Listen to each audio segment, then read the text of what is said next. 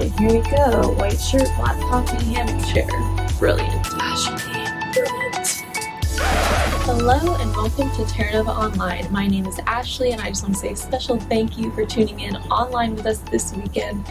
I am joining you from my patio. I thought I would because it's going to be 80 degrees this week in Orange County. I don't know where you're watching from, maybe drop in the comments below, but we are going to have some warm weather. I have my visor just in case. Yeah, I thought I'd hang outside with you guys today. You might hear some birds, some other things, but I thought, you know what, this feels appropriate.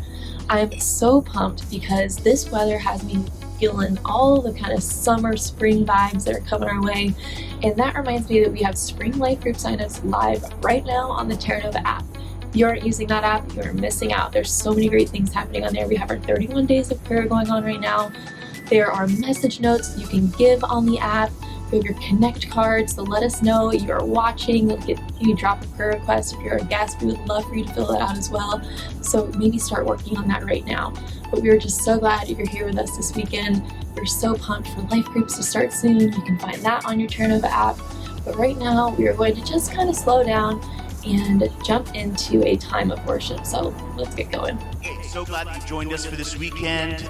We're in this great series called Better For It. We're starting off 2021 right. We're pointing in the right direction as we head down this year. So glad that you're joining us this weekend. We're going to start off like we always do, singing some songs, getting our hearts and our minds kind of centered on good things.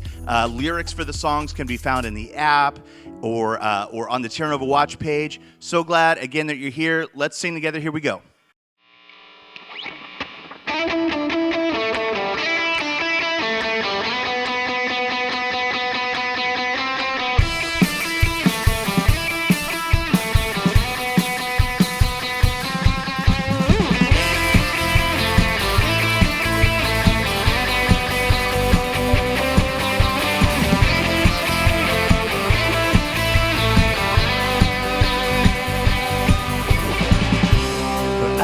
Chosen, I am free, I am living for eternity, free now forever.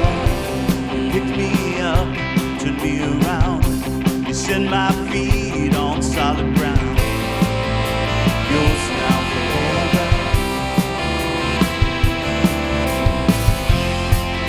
and nothing's gonna hold me back, nothing's gonna hold me back. Nothing's gonna hold me back. My chains fell off, my heart was free. I'm alive to live for you. I'm alive to live for you. Amazing love, how can it be? You gave everything for me. Everything for me, everything. Washed my sin, shame away. The slate is clean, brand new day. Free now forever. Now boldly I approach your throne to claim this crown to Christ my own. Oh, I'm yours now forever. Nothing's gonna hold me back. Nothing's gonna hold me back. Nothing's gonna hold me back.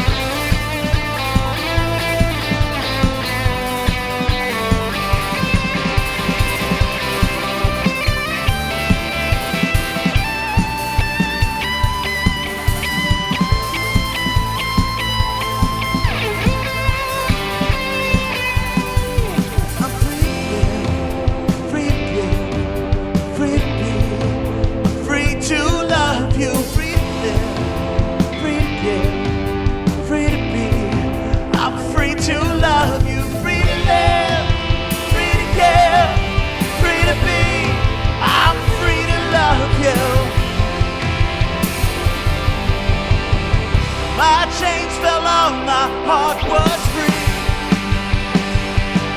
I'm alive to live for you. I'm alive to live for you. Amazing love, how can it be?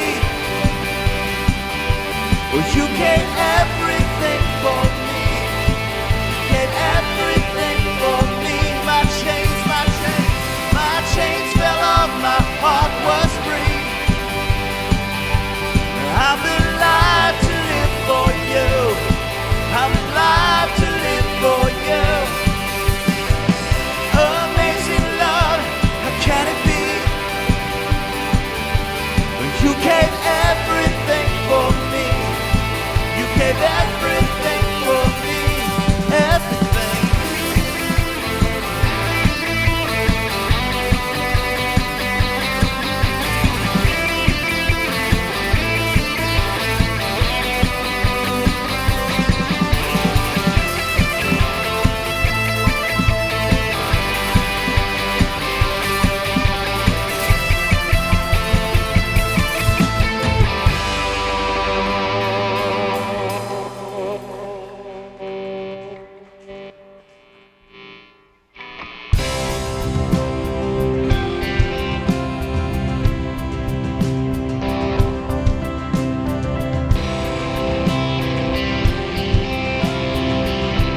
You make it easy. And you make it easy to love you. You are good and you are kind. You bring joy into my life. Oh, and you make it easy to trust you. You have never left my side. You've been faithful every time. Oh, and all I want is you, Jesus. All I want is you. You are the refuge I run to. You are the fire that leads me through the night. And I follow you anywhere. There's a million reasons to trust you, and nothing to fear, for you are by my side. And I'll follow you anywhere. Jesus, you came to my rescue. Took my place upon the cross. You redeemed what I had lost. Now my whole world revolving around you. You're the center of my life. You're the treasure. You're the prize. Oh, and all I want is you. All I want is you, and you are the refuge. You are the refuge I run to. You are the fire that leads me through the night. And I'll follow you anywhere. There's a million reasons to trust you. Nothing to fear, for you are by my side. And I'll follow you anywhere. Follow you anywhere.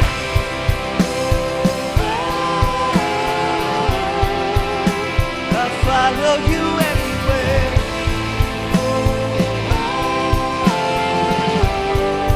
Let's sing wherever you lead me. Wherever you lead me. Whatever it costs me, all I want is you. Jesus, all I want is you. Wherever you lead me, whatever it costs me, all I want is you. Jesus, all I want is you. Wherever you lead, Wherever you lead me, whatever it costs me, all I want is you. Jesus, all I want is you. And you are the refuge I run to. You are the fire that leads me through the night. And I'll follow you anywhere. There's a million reasons to trust you, and nothing to fear, for you are by my side. And I'll follow you anywhere. Follow you anywhere.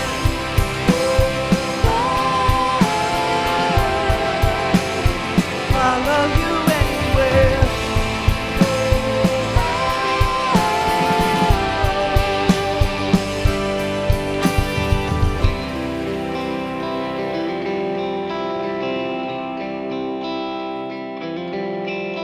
Wherever you lead me, whatever it costs me, all I want is you. Jesus, all I want is you. Oh, wherever you lead me, whatever it costs me, all I want is you. Jesus, all I want is you. God, we're so grateful that we can follow you anywhere because you're so trustworthy. You never lead us astray. You never disappoint us, God. We thank you so much that you are faithful all the time, every time, God. You're always working in our lives and in our hearts. I'm so grateful for that, God.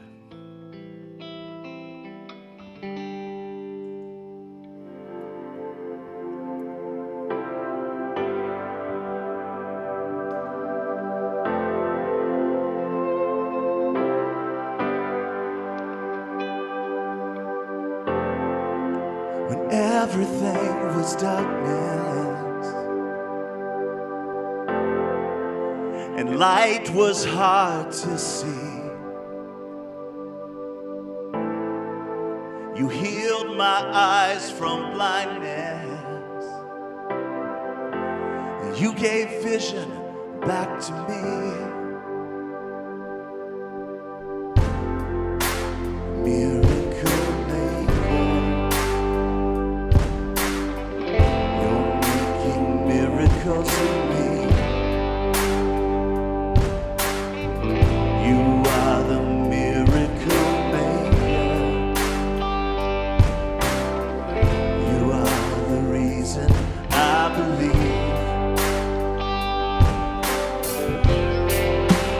Everything was broken.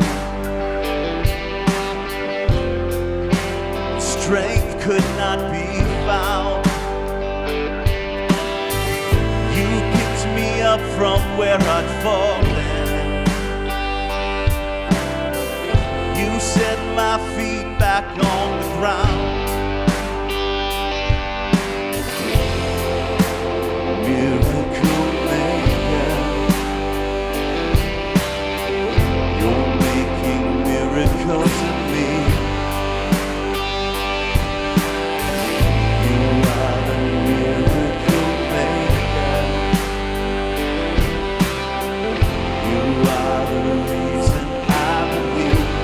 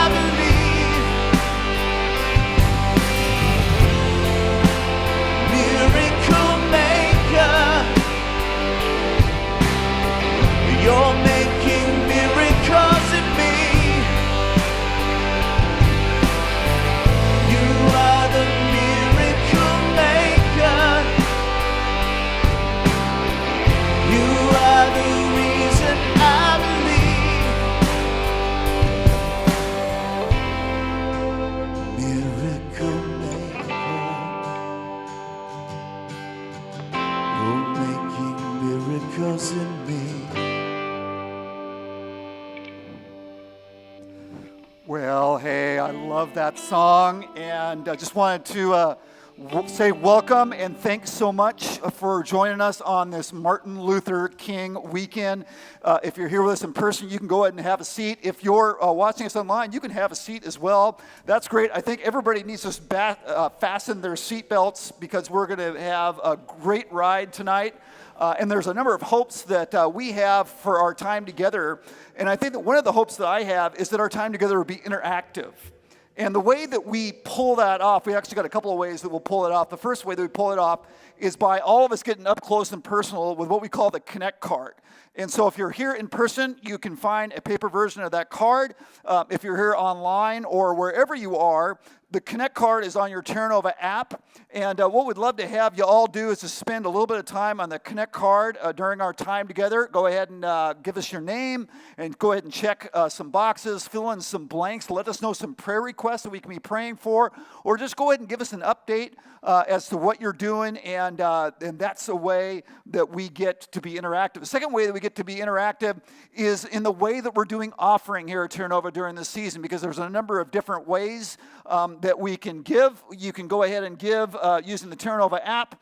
You can give online at our website. You can also mail the check into Terra Nova, drop it in the mail slot. Bunch of different ways to be able to participate in God's journey of generosity here in 2021 that I know that a whole bunch of us are really passionate about. But I got to tell you, it's that we've had just a great start to this new year. And you may have known that last weekend we did this men's breakfast. We packed out the parking lot with guys. And this coming weekend is we've got an event for our young people, for our junior high and high school students. It's called the Refresh Weekend, and it's going to be great.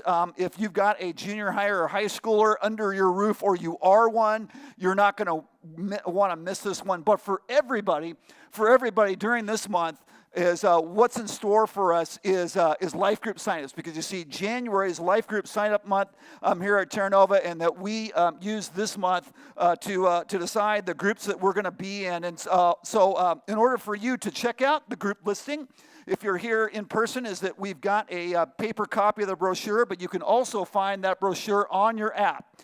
It's right there on your Terra Nova app, and as that you check it out and look at it, as you're going to find that we've got groups for men, we've got groups for women, we've got groups that are open for everybody, we've got groups that meet in person, we've got groups that are virtual, they meet on Zoom, a whole bunch of different groups, including starting point groups that are going to go ahead and follow the next series that we're going to be doing real closely. I know I'm excited about a couple of the different starting point groups that I get to be a part of, but as you're looking at these things, you may be asking the question, why?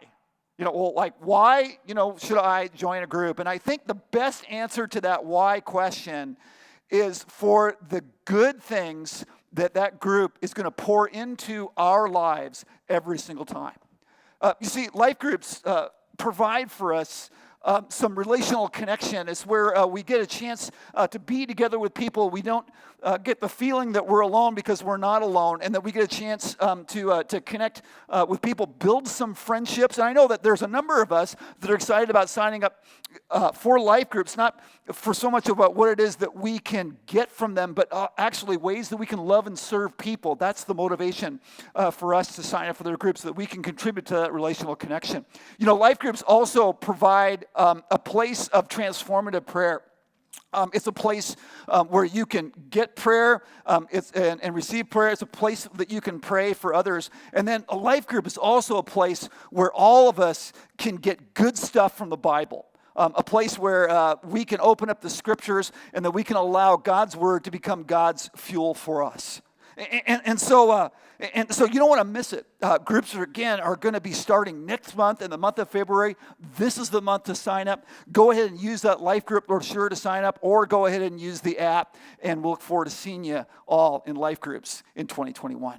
Well, again, just wanted to thank you all so much again for joining us. And now let's go ahead and dive into part 3 of Better For It.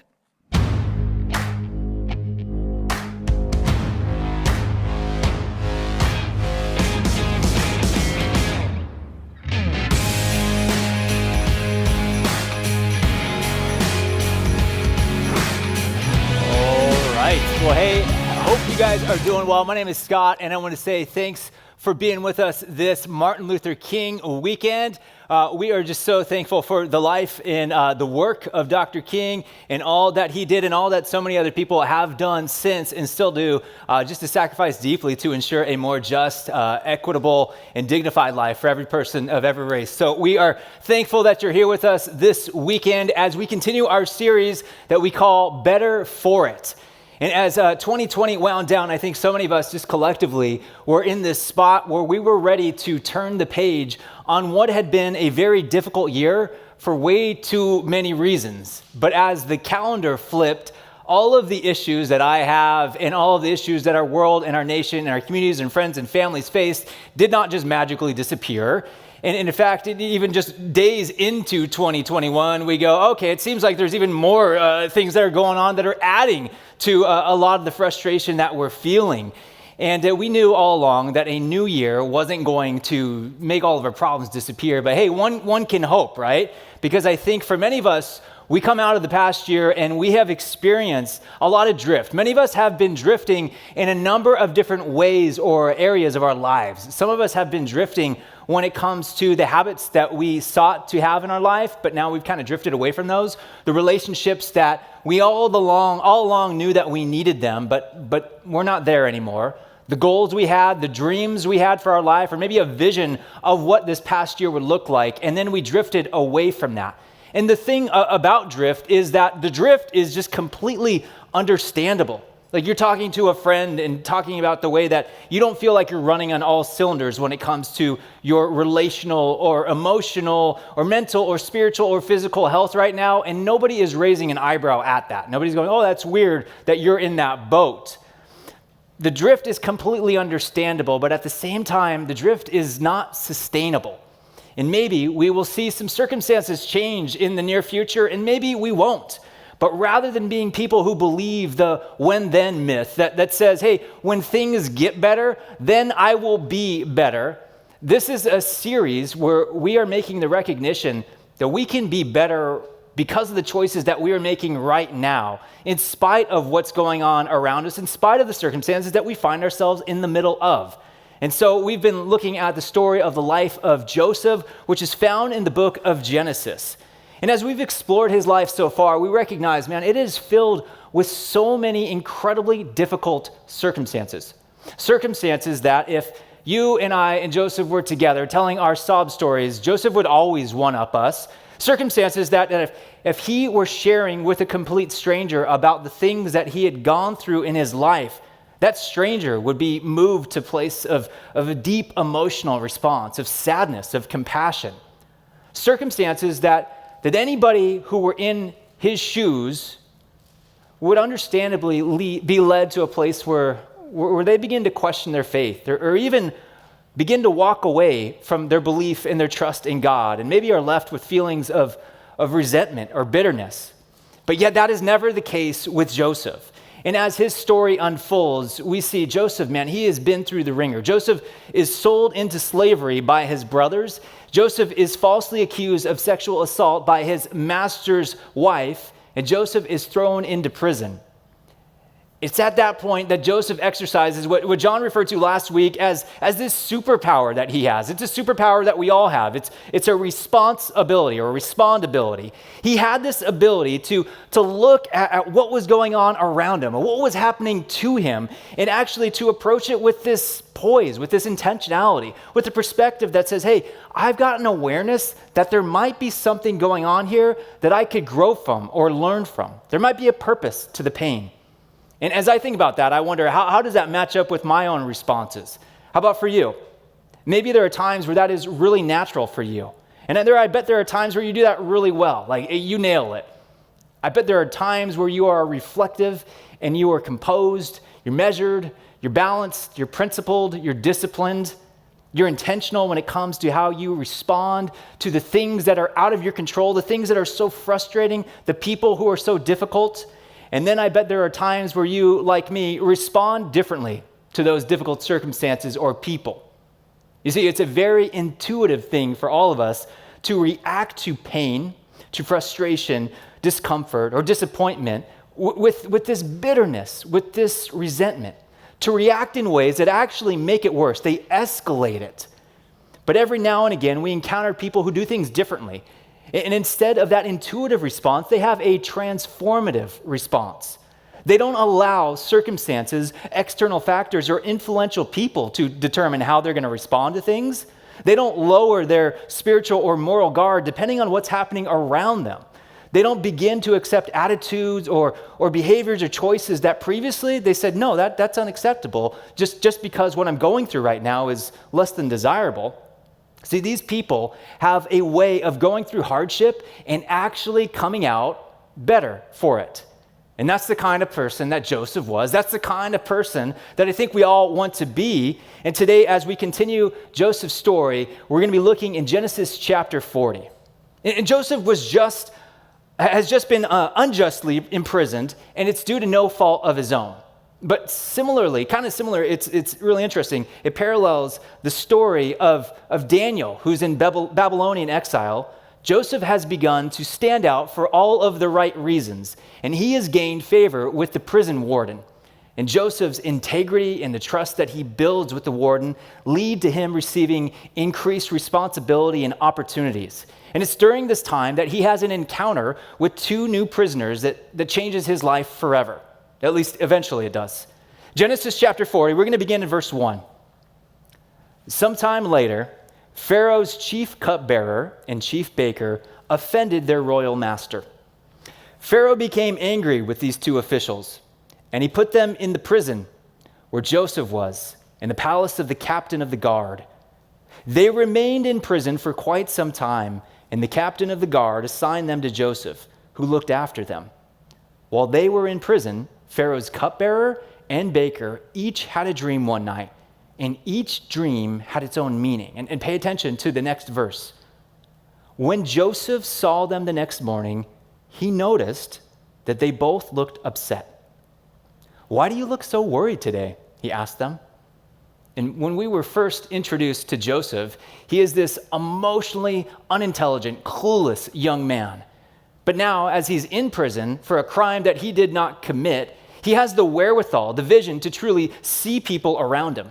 And I think we've met people like that before, where we're with them, and they have an ability, or maybe it's really more of just a choice that they've made, a commitment to still care for the people who are in front of them, no matter what they're going through, no matter how hard life is for them. And that's what Joseph does right here. He sees these people that he's been entrusted to care for, and he says, "Hey guys, I noticed, it looks like something's up. Are you doing all right? You want to talk about it?" And they reply to him. They say, "Well, we both had dreams last night, but nobody can tell us what they mean." And if I'm Joseph right there, I press pause and I go, "All right, dreams." I begin to roll my eyes and start to say something like, "Oh, you had a dream, did you?" There was a time where I had dreams, and I actually made the mistake of sharing those dreams with other people. And look where I am at right now. Good luck with those dreams, amigos. And that's what I might do, but Joseph's a better man than I am. And so Joseph, he actually responds, and he says this. He says, "Well, interpreting dreams is God's business. Go ahead and tell me your dreams." So the chief cupbearer told Joseph his dream first. "I saw a grapevine in front of me," he said. "The vine had 3 branches that began to bud and blossom, and soon it produced clusters of ripe grapes. I was holding Pharaoh's wine cup in my hand, so I took a cluster of grapes and squeezed the juice into the cup. Then I placed the cup in Pharaoh's hand." Okay, this is what the dream means, Joseph said. "The 3 branches represent 3 days. Within 3 days, Pharaoh will lift you up and restore you to your position as his chief cupbearer. And hey, when that happens, please remember me and do me a favor when things go well for you. Mention me to Pharaoh so he might let me out of this place. For I was kidnapped from my homeland, the land of the Hebrews, and now I'm here in prison, but I did nothing to deserve it." And so the chief cupbearer, he hears that, and he's going, "Oh, that's what the dream means. Wow. That's really good news for me." He's like, "Yeah, you got it, man. Totally. I'm definitely going to remember you and tell Pharaoh all about you, Jeffrey." And so, well, that worked out pretty well for the chief cupbearer. And so the baker, he goes, "Okay, I'll give it a shot too." And he says, "Well, I had a dream too. And in my dream, it was also number 3. There were 3 baskets of white pastries stacked on my head. The top basket contained all kinds of pastries for Pharaoh, but the birds came and ate them from the basket on my head. And Joseph's like putting together, okay. So in verse 18, this is what the dream means. The 3 baskets also represent 3 days. 3 days from now, Pharaoh will lift you up and impale your body on a pole. Then birds will come and peck away at your flesh. Oof. So Pharaoh's birthday came 3 days later, and he prepared a banquet for all his officials and staff. He summoned his chief cupbearer and chief baker to join the other officials. He then restored the chief cupbearer to his former position so he could again hand Pharaoh his cup. But Pharaoh impaled the chief baker just as Joseph had predicted when he interpreted his dream. Pharaoh's chief cupbearer, however, forgot all about Joseph, never giving him another thought. Dreams are crazy. It is wild to me that this whole scene unfolds because Joseph, he was simply a person who cared enough to notice. And beyond that, he made the choice to care.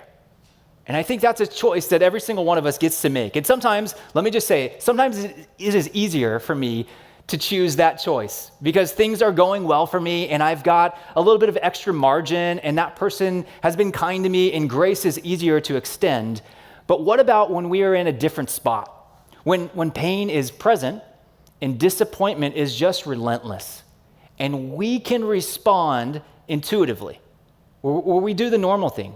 We respond with bitterness or with tunnel vision, where we are so caught up in our frustration and our pain that we cannot see. We are totally unaware of the hurt in others' lives and how we might be able to lighten their load, or we could disrupt that cycle. And what I think is that transformation, it actually starts to take place when we recognize that we can choose to allow our pain to be used for others' gain. And this is a paradox, at least it is for me, that there are times when our pain is present, and the most beneficial thing that I can do for me is actually to look beyond myself. Not to pretend that the pain isn't there, but to remember that others are hurting, and my greatest act of service is to assure them that they are not alone in the pain that they're experiencing. Let me give you an example of that. I've got a friend who I'll refer to as Ryan. And I had known Ryan for about a decade when a mutual friend of ours suffered a very significant and unexpected loss. And so Ryan and I went to be with that friend and her family. And we sat around a kitchen table. We were just there doing what you do, is you just try to be with somebody. You have words to say, but they're never really enough. And as we began to sit with them and to try to say something, Ryan shared something with our friend, and it was something that I had never heard before. It was that he too had suffered a nearly identical loss years before. And as much as you try to have the words to say, to go, hey, I hope that is this going to be something that helps them a little bit, you recognize, man, that's not going to do it. But in that moment, as Ryan shared, Ryan's vulnerability, his solidarity, his willingness to open up and to share about something that wasn't to put the spotlight on him, but to recognize, hey, I get it. I know what it feels like to go through that. That went further than you could imagine, both for our friend and for me, because my admiration for Ryan, it just grew that day. I more deeply appreciated the direction that he had gone with his life, the decision he made to not let pain define the rest of his story, and his determination to allow one of the most difficult moments that he had experienced to be used for some of the most significant ministry and care. But beyond that, Ryan showed our friend that she and her family were not alone in her pain, that he understood, that he knew exactly what they were going through. And she was seen. And maybe most importantly, it gave her and gave her family a vision of what it might look like for them to come out on the other side of that pain. There's a passage in 2 Corinthians. Paul begins his letter with this, and I absolutely love it. 2 Corinthians chapter 1, he says, "All praise to God, the Father of our Lord Jesus Christ. God is our merciful Father and the source of all comfort. We go, man, I've experienced that before. Where did that come from? That was God. He comforts us in all of our troubles, every single one. And if there's a period right here, we go, that is really, really good news. But he comforts us in all of our troubles so that we can comfort others. When they are troubled, we will be able to give them the same comfort God has given us. Immediately prior to the scene that we just looked at with Joseph interpreting the dreams of his two fellow prisoners, we're told how it came to be that Joseph found himself locked up in Genesis chapter 39. Potiphar was furious when he heard his wife's story that she made up about how Joseph had treated her.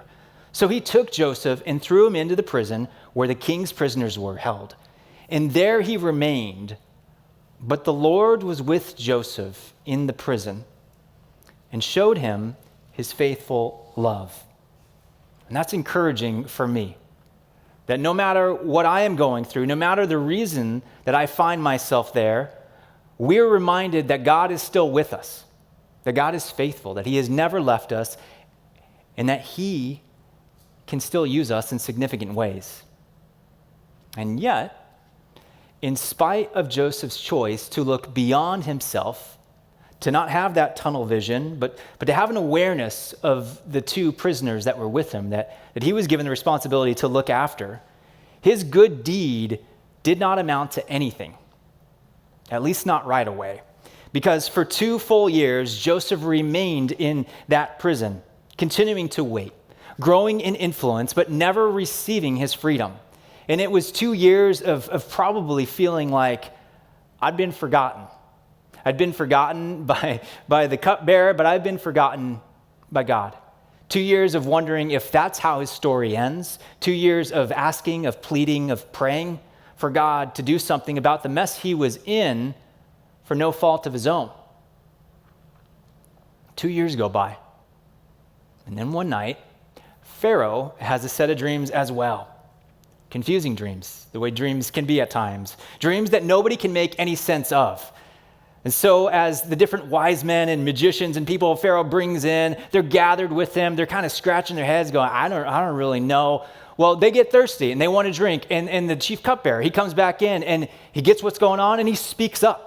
And he says, hold the phone, guys. Hold on just a second. I just remembered something super embarrassing. I did not think of this earlier, but a while back, I was on the hot seat with you, Pharaoh. Do you remember that? We don't need to talk about it, but I was in the hot seat. You put me in prison, and I went there with the baker. Oh, yeah. So I went there, and while we were there, we had these wild dreams. And there was this Hebrew man, and he interpreted them. And he predicted these things would come true, and it was exactly word for word what he said. We should get that guy right now. So they do. They get Joseph, and they have him brought before Pharaoh, and Pharaoh recalls the dreams. And when he's done, the cupbearer is like, hey, Joseph. So when Pharaoh, when he mentioned a dream, I totally thought of you immediately. And Joseph's probably like, I am so glad that you happened to think of me immediately, okay? Well, Pharaoh has these dreams, and they involve 7 scrawny cows eating 7 fat cows. And then the second one is 7 shriveled up heads of grain that swallow 7 healthy heads of grain. So Joseph gives him the breakdown. He says, okay, what that means is there will be 7 years of prosperity where things are going well, where you go, yes, this is what we've always wanted. But that will be followed by 7 years of famine. And the famine is going to be so rough. It is going to be so difficult that you're going to need somebody who is going to be so intelligent and wise that they can oversee the collection, the storage, and the distribution of the surplus of crops that you have stored to prepare for that famine. And he says, the thing is, Pharaoh, I have no idea where you're going to find somebody like that, right? And so Pharaoh and his officials, they are floored by Joseph's response. And on the spot, Pharaoh decides to put Joseph in that position. He goes, there's nobody better suited for this than you are. And not only that, but he gives him this role and he makes him second command in all of Egypt. And his freedom is granted and he's given a wife and everything takes place just as he predicted. And so a matter of years later, when the 7 years of prosperity had passed and the famine set in, all of the people from the surrounding nations, they're going, hey, we're experiencing great famine. And so we have heard that Egypt actually has food stored up. And so maybe we can go there and we could beg for some food. Maybe we could pay for some sort of provision. And so all of the people from the surrounding regions come to Egypt, including Joseph's brothers, the men who were intentionally harmful, and it was their actions that put him in the place that he was, that set off that painful chain of events. And Joseph then has a decision to make, a decision regarding what he's going to do, how he will react or respond to the people who have brought about all of this pain. And that is where we are going to go with the story next week. But to wind us down today, I wanted to note something that stood out to me as I read the end of Genesis chapter 41. So after interpreting Pharaoh's dreams and receiving his freedom and new governing authority, Joseph marries, and he has 2 children in Egypt. It says this in verse 51. Joseph named his older son Manasseh, which is derived from the Hebrew word for forget. For he said, God has made me forget all my troubles and everyone in my father's family. Wow. Joseph named his second son Ephraim, and that comes from the Hebrew word for fruitful. For he said, God has made me fruitful in this land of my grief. Oh. God has made me fruitful in this land of my grief. And there has been no part of Joseph's story that has been easy. It has been disappointing, it has been lonely, it has been unjust. And he is well acquainted with grief in Egypt. And at the same time, he has the perspective to see that God has actually done something that has had meaning and it has had purpose. He has used something that he would never have asked for redemption, and he has brought about fruit in the midst of that pain. And so now he has this reminder where every time he sees and calls out the name of his youngest son, Ephraim, Ephraim, listen to your mom. Ephraim, clean up your room. Ephraim, let's get you to bed. Ephraim, I love you. Good night, Ephraim. Every time he remembers and says his son's name, he is brought to a place where he acknowledges that God has done something good, something fruitful, something redemptive in spite of the pain. And so for us here and now, man, maybe we either have, we are, or probably one day we will walk through times where there will be deep sadness, deep disappointment, deep loss, anger, frustration, and pain. And I wonder, what if the thing that we pull away from the story of Joseph is that idea, is recognizing that, you know what, that our grief and our frustration can actually lead to growth and transformation. That the things that we go through, no matter how horrible or difficult or undesirable they are, they can actually take us to places where we go, you know what, and in spite of that, or maybe because of that, I grew. And I became this person that God wanted me to become all along. Our grief and frustration can lead to growth and transformation, but the thing is that does never happen on accident. And I don't even think it happens with most people, but it happened with Joseph, and it can happen with us. You see, I think it happened with Joseph because he knew that he did not have to wait to the end of his story to acknowledge God's presence and goodness in every painful chapter. And Joseph knew that he did not need to see an immediate payout to make the right, faithful, obedient decision that was in front of him. Joseph understood that circumstances will never change his character for the better, but daily decisions to live an uncompromised, others-focused life of integrity and humility, that would turn him into the person that God was calling him to be. And the same goes for us. We may or may not step into easier or more desirable, more comfortable circumstances in the weeks and the months to come. But right here, right now, we can step into the growth and the transformation that we need. The growth and the transformation that will allow us to find purpose in our pain, redemption in that hurt, and to be fruitful in the land of our grief.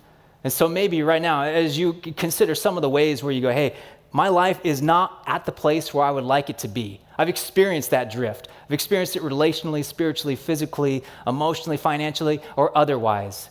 As you recognize that there have been And there will continue to be circumstances, decisions, and people that are just completely out of your control. Would you also remember that there are choices that I and that you can make right now to grow our character, to grow in our obedience to God, to grow in our likeness to Jesus, that we can always take that first step in the relationship that has drifted, to reconcile, that we can admit to ourselves that, okay, I've got this attitude that needs to be adjusted right now, and I can't control that, but I can control this. That we can begin to incorporate a much needed discipline into our lives, or ask for the help of letting go of a habit that has been destructive, or finding support or help if we need that. That we can use our lives to work towards the right things, towards movements of justice, righteousness, and holiness. And when we do those things, what we recognize is that we have turned the darkest moments of our lives. We have turned our pain actually into others' gain. And just like Dr. King said, the time is always right to do what is right. Let's pray together. Lord, we thank you so much for just the examples that we get to see around us, for the examples of others who have walked and continue to walk right where we're at, who have been through pain and darkness, and who have come out of it transformed.